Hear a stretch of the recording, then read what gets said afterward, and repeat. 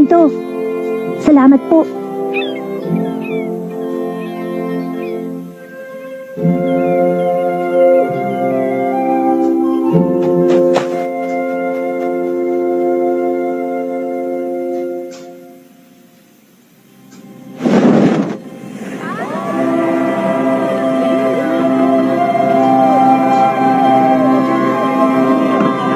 Dapat magbalik mo rito hanggang ka na, ha?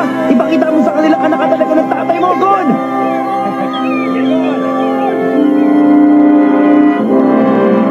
Pinapangako ko sa inyo!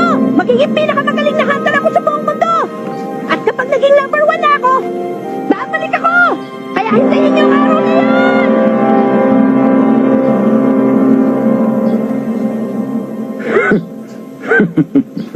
Number 1 hunter sa buong mundo pala.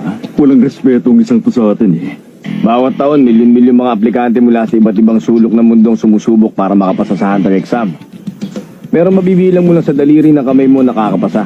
Kaya huwag kang pakasisiguro sa mga sinasabi mo, bata.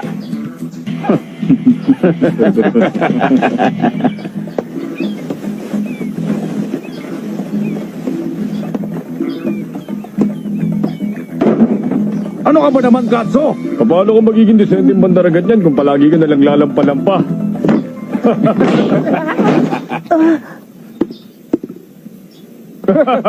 Hoy, bawal ang tutulog-tulog sa trabaho. Ano ba tangiingay nyo? Balik na sa trabaho. Opo. Ikaw, hindi mo ba ako narinig? Huwag kang babagal-bagal, kilos na. Opo, Kapitan. Sandali lang. Naiwan. Salamat.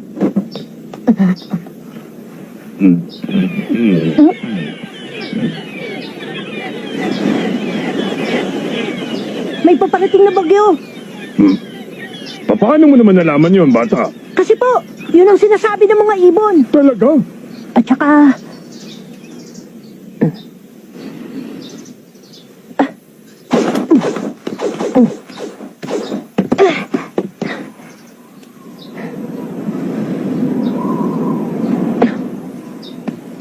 Hindi po basta bagyo, napakalakas na bagyo po!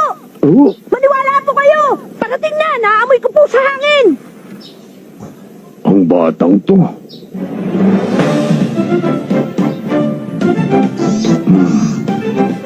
Ang mga matang yan, maaari kaya saang...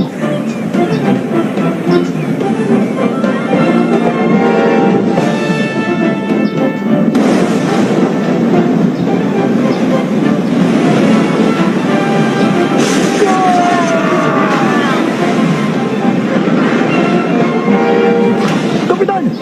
Hindi na ba matataglan naman still natin ang hangin? Kailangang ibaba na ang mga layag! Huwag niyong ibababa! Nagsisimula pa lang gumanda at takbo ng biyahe natin eh!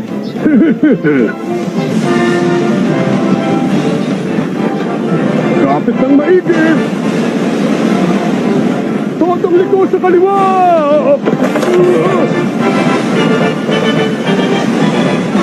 Lipat na!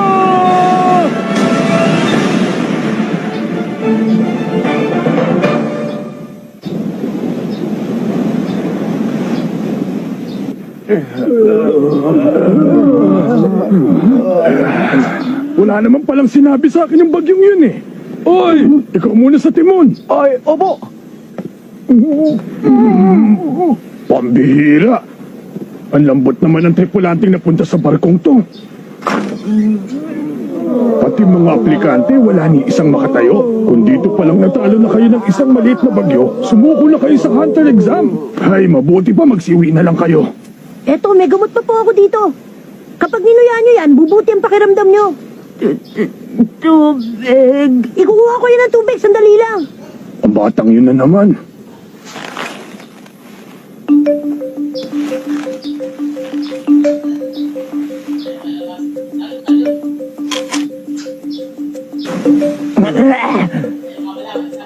Ang asim naman sanas na to. Aba. Mukhang may iilan din palang tigasin na naligaw dito sa barkong to ngayon, ha? Pakikiraan po. Heto na yung tubig. Maraming salamat. Ayan, sige. Inumin nyo na to.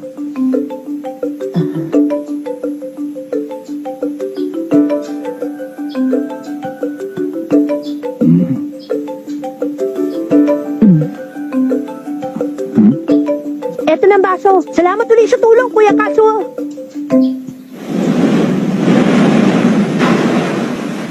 Bago ang lahat, kung maaari magpakilala muna kayong tatlo. Ako po si Gon. Ako, Kurapik ang pangalan ko. Ako lang naman si Leorio. Ngayon sabihin niyo nga sa akin, bakit niyo gusto maging hunter? Teka, hindi ka naman examiner, kaya sino ka para interviewin kami? Sagutin niyo na lang ang tanong ko, pwede ba? Gusto ko po maging hunter kasi hunter ang tatay ko. Iniwan ko ang Whale Island para mag-hunter exam kasi gusto ko pong malaman kung bakit pinili ng tatay ko na magtrabaho bilang hunter. Whale Island? Kung ganon, anak nga ni Jin ang batang ito. Sa wakas, dumating na rin ang takdang panahon. Hoy bata, Ha? hindi mo dapat basta sinasagot ang mga tanong niya. Sinasabi ko lang naman kung ba't gusto ko maging hunter. Kasasabi ko lang na hindi siya examiner, hindi ba? Kung ayaw mo mag-isip, makisama ka na lang. Sangayon ako sa sinabi ni Leorio. Hmm? Hoy, mas bata ka sa akin, di ba? At hindi tayo close, kaya Mr. Leorio ang itawag mo sa akin. Mas mabuti kung mag-iingat tayo. Huh? Kaya sa magbunyag ng impormasyon, mag-imbento na lang tayong nagsagot. Aba, dinided mo ako, ha? Alam kong hindi marangal na bagay ang manlinlang ng kapwa, pero kapag sinabi ko ang buong katotohanan tungkol sa pinakamalalim kong sikreto, malalagay ako sa alanganin at maaring pati rin kayo madamay. Kaya pasensya na, hindi ko pwedeng sagutin ang tanong nyo. Iniinis mo talaga ako, ha? Pwes kung ayaw niyo talagang sagutin ang tanong ko, walang problema. Narinig mo yan, Katsuo? Opo, Kapitan. Ipaalam mo sa examination board na may dalawa pa ditong aplikante na aatras sa pagkuha ng exam. Wait, pakiulit na.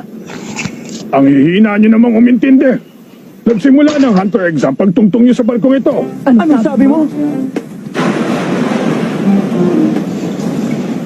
Taon-taon, sindami ng mga bituin sa langit ang mga nangangarap maging hunter.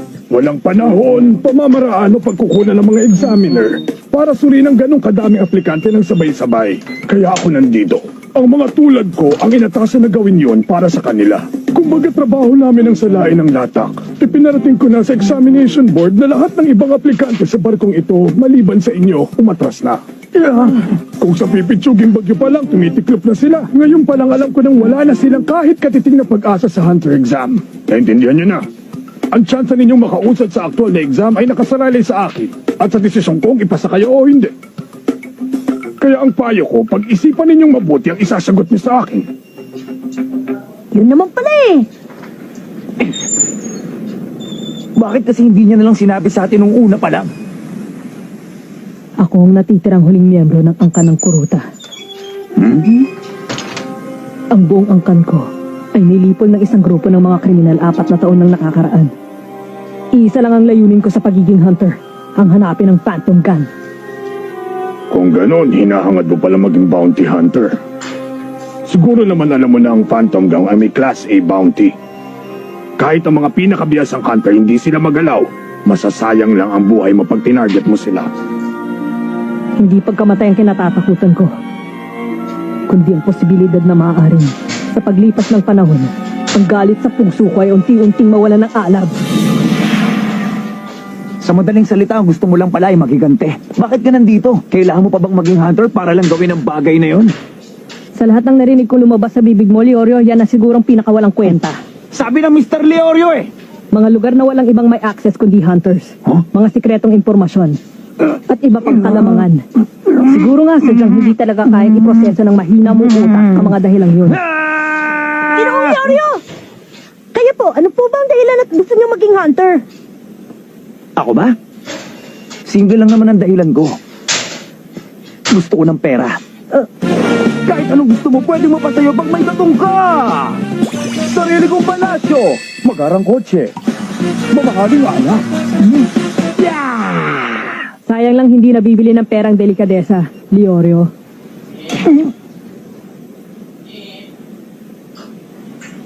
Naka-strike 3 ka na. Doon tayo sa labas. Wawakasan ko maduming ang ka ng mga kuruta ngayong araw na to. Bawiin mo yung sinabi mo, Leorio! Bawiin mo sinabi mo! Mr. Leorio sabi, Oy, kayong dalawa! Hindi pa tayo tapos mag-usap dito! Bayaan muna natin. Dati po, May sinabi sa akin si Tita Mito. Kung gusto mo talagang makilala ang isang tao, dapat mo muna unawain kung ano-anong dahilan ng mga ikinagagalit nila. Napaka-importante pong maunawaan nilang dalawa kung bakit sila nagagalit sa isa't isa. Kailangan nilang harapin yun, kaya pabayaan na muna natin sila. Kapitan! Doon! Tingnan niyo po!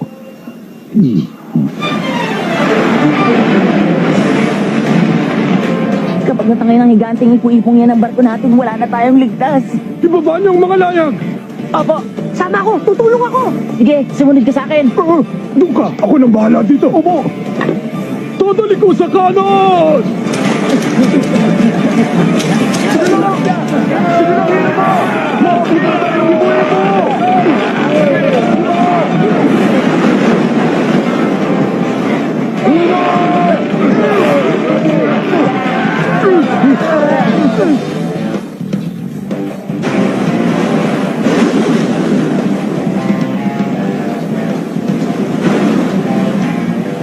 Bawiin mo yung sinabi mo sa akin kanina! Bawiin mo ngayon din at patatawarin kita, Leorio! Ang tigas din talaga ng ulo mo, no? Ikaw ang unang ng bastos sa akin. Kung akala mo nga atras ako, pag mali ka. Walang sisihan.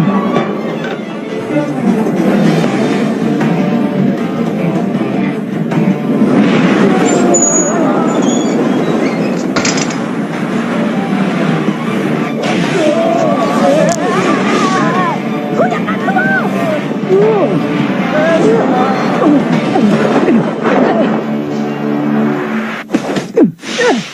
Kainis!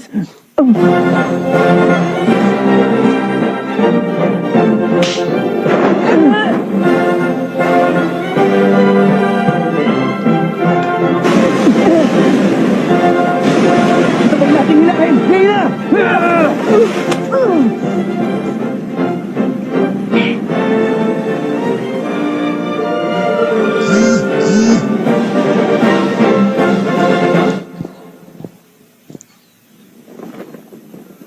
Baliw ka ba talaga? Mabuti na lang at nahuli namin ang mga paa mo. Kundi malamang sa tiyan ng pating ka namin pupulutin ngayon. Ikaw talaga, Gon. Mapanganib yung ginawa mong yun. Pero okay naman ang kinalabasan, di ba? Oo. Nahuli niyo ako. Sabay na sabay pa nga kayo eh. Oo nga, pero kahit na.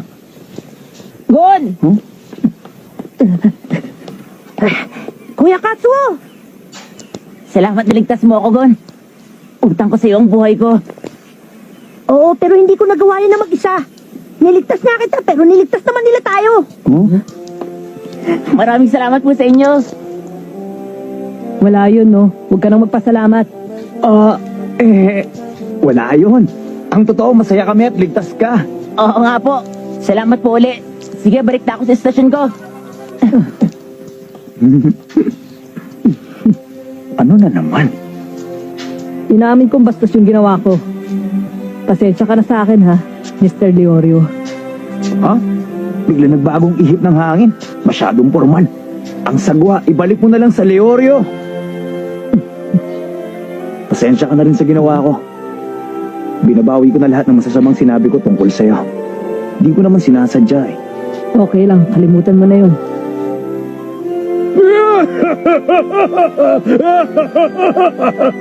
Nakakatuwa naman! Nagugustuhan ko na kayo! Bueno! Relax lang kayo dyan at enjoy ng biyahe!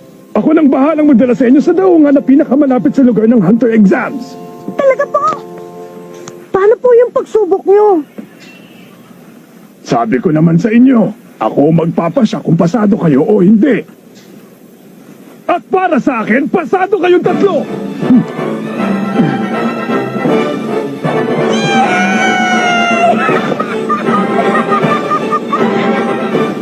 At dito na nagsisimula ang pakikipagsapalaran ni God upang maging hunter tulad ng kanyang ama.